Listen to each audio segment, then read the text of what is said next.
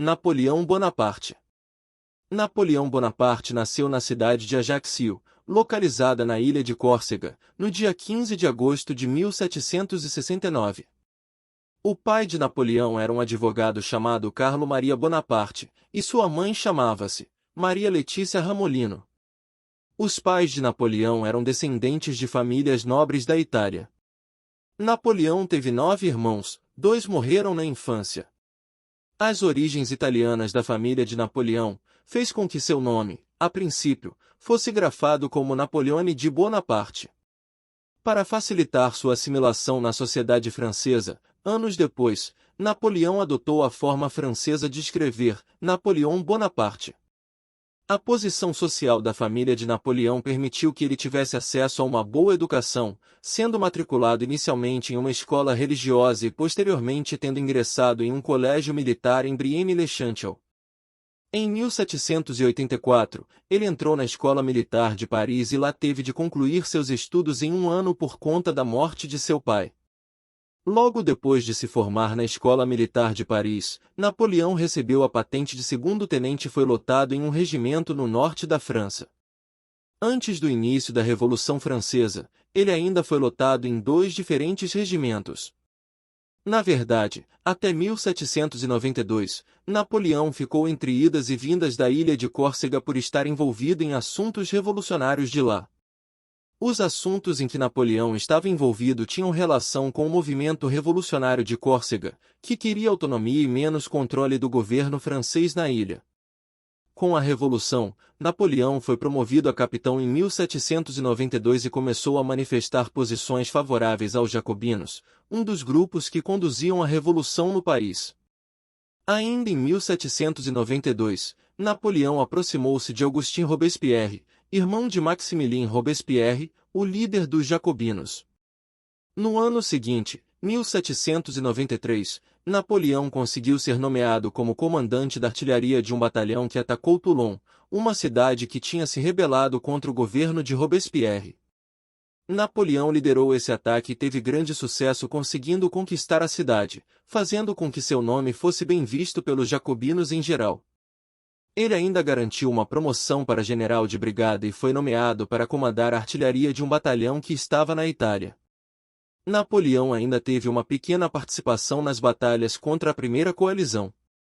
Em 1794, aconteceu a Reação Termidoriana, um golpe realizado pelos girondinos contra os jacobinos. Os girondinos rebelaram-se, tomaram o poder na França e voltaram-se contra as lideranças jacobinas como vingança pela perseguição praticada durante o Terror. A proximidade de Napoleão com os jacobinos fez com que ele fosse preso em Nice. A prisão de Napoleão durou pouco tempo e 2 semanas depois ele tinha sido solto. A razão por trás disso é que as habilidades militares de Napoleão eram valiosas demais para a França naquele momento. Napoleão foi convidado a planejar um ataque na guerra travada contra os austríacos. No final de 1795, a situação dele deu uma reviravolta pelos acontecimentos em Paris.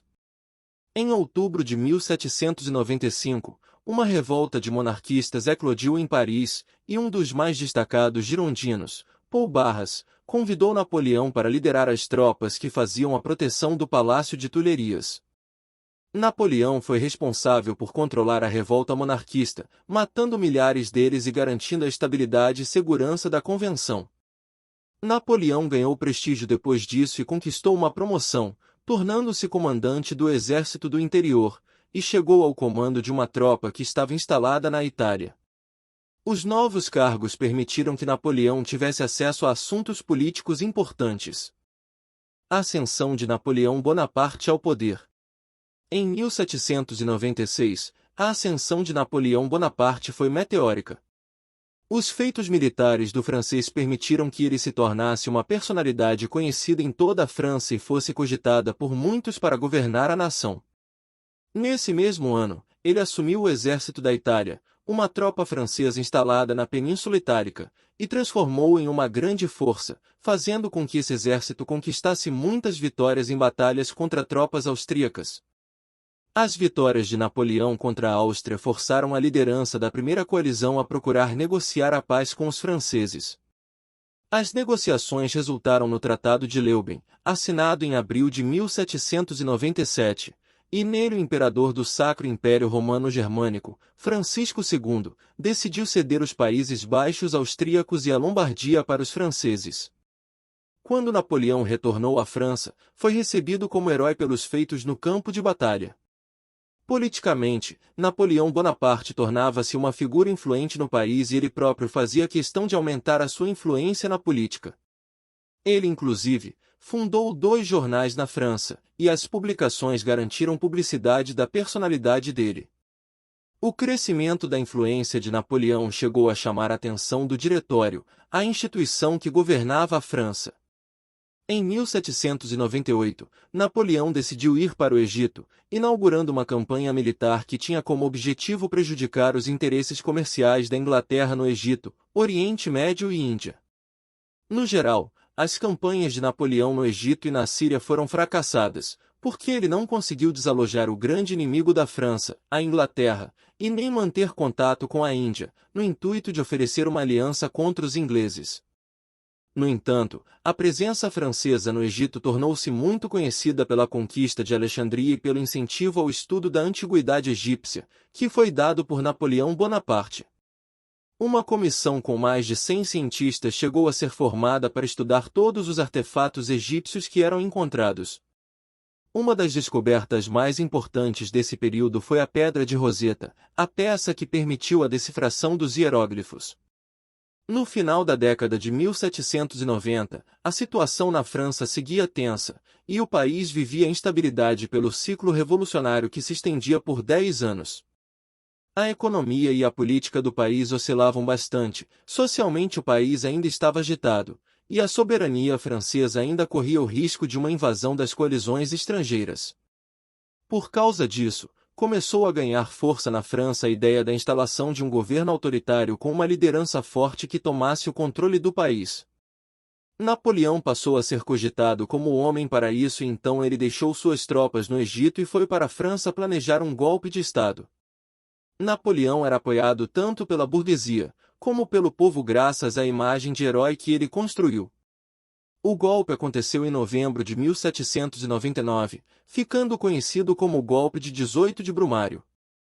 O diretório foi substituído por uma nova instituição política chamada Consulado, e o governo da França seria liderado por 3 cônsules entre os quais Napoleão foi nomeado para ser o primeiro cônsul e, portanto, a figura mais poderosa do novo governo francês.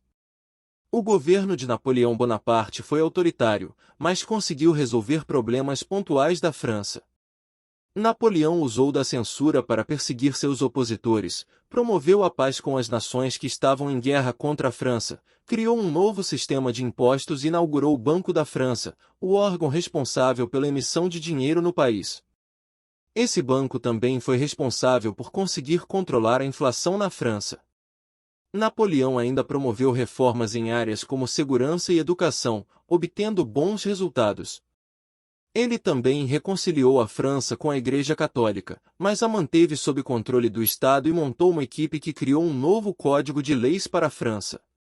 O saldo dessas reformas foi positivo e Napoleão ganhou apoio. O Império Napoleônico. Com mais prestígio, Napoleão almejou ampliar os seus poderes. Em 1802, tornou-se cônsul vitalício e, em 1804, conseguiu a transformação da França de uma república para um império, o que resultou na sua coroação como imperador da França. A cerimônia de coroação de Napoleão aconteceu na Catedral de Notre-Dame, em Paris. A ampliação dos poderes de Napoleão chamou a atenção da Inglaterra e uma nova coalizão foi formada contra a França. Enquanto os inimigos da França prepararam-se para uma nova guerra, Napoleão também investia no fortalecimento do exército francês com o objetivo de ampliar o poderio da França pela Europa. Antes mesmo da coroação de Napoleão, os ingleses já tinham declarado guerra contra a França. Os ingleses contaram com o apoio da Prússia, Rússia e Áustria, mas as tropas francesas mostraram-se muito poderosas em terra. As tropas napoleônicas foram, inclusive, as responsáveis por derrotar tropas russas e austríacas em Austerlitz. Essa batalha colocou fim ao Sacro Império Romano-Germânico. Por mar, no entanto, as tropas napoleônicas foram derrotadas em Trafalgar, no ano de 1805, criando um cenário em que os franceses não tinham poderio para invadir o território dos britânicos. A saída encontrada por Napoleão foi de impor um bloqueio econômico contra a Inglaterra, proibindo todas as nações da Europa de manterem qualquer tipo de atividade comercial com os ingleses. Essa proibição ficou conhecida como bloqueio continental. Aqueles que não obedecessem às ordens francesas seriam militarmente invadidos, e Portugal foi uma dessas nações. A recusa portuguesa em aderir ao bloqueio levou tropas francesas a invadirem o país, em 1807, forçando a família real portuguesa a fugir de Lisboa em direção ao Brasil. Em 1812, Napoleão decidiu invadir a Rússia, depois de os russos quebrarem o bloqueio continental. Napoleão organizou uma tropa com 600.000 soldados que avançaram até Moscou sem muitos obstáculos. No entanto, o precário sistema de distribuição de suprimentos das tropas francesas, somado à dureza das condições encontradas na Rússia, resultaram em uma derrota acachapante para Napoleão. Governo dos 100 dias. A derrota na Rússia enfraqueceu as tropas francesas e desmoralizou Napoleão. Os territórios ocupados pela França no continente europeu começaram a rebelar-se até que uma nova coalizão fosse formada. Tropas austríacas, prussianas e russas invadiram o território francês, em 1814, forçando Napoleão a render-se. Ele entregou o poder em troca de uma pensão anual e de exílio na ilha de Elba. A monarquia foi restaurada na França, e o poder entregue a Luís XVIII, mas Napoleão decidiu conspirar contra a monarquia, porque ele não estava recebendo a pensão que havia exigido. Ele retornou secretamente à França, mobilizou tropas leais e reconquistou Paris, inaugurando o governo de 100 dias. Em 18 de junho de 1815, aconteceu a Batalha de Waterloo, a batalha decisiva da vida de Napoleão, e tropas francesas enfrentaram uma aliança formada por tropas inglesas, prussianas, holandesas entre outras. E o resultado foi a derrota definitiva de Napoleão e o fim de sua carreira política. Os últimos anos de Napoleão Bonaparte. Depois de sua derrota definitiva, a monarquia na França foi novamente reintroduzida, e as grandes nações europeias, destacando-se Inglaterra, Áustria, Prússia e Rússia, reuniram-se no Congresso de Viena com o objetivo de reorganizar o mapa europeu e de criar medidas que reforçassem o poderio do absolutismo na Europa. Napoleão Bonaparte foi exilado na distante ilha de Santa Helena, localizada no Oceano Atlântico, próximo à costa do continente africano. Napoleão passou os últimos anos de sua vida nessa pequena ilha, que ficou sob intensa vigilância dos ingleses. A saúde de Napoleão deteriorou-se por conta de um câncer no estômago e ele faleceu no dia 5 de maio de 1821. Se você apoia esse projeto, inscreva-se e dê seu like para o incentivo no desenvolvimento e crescimento do canal. Obrigado.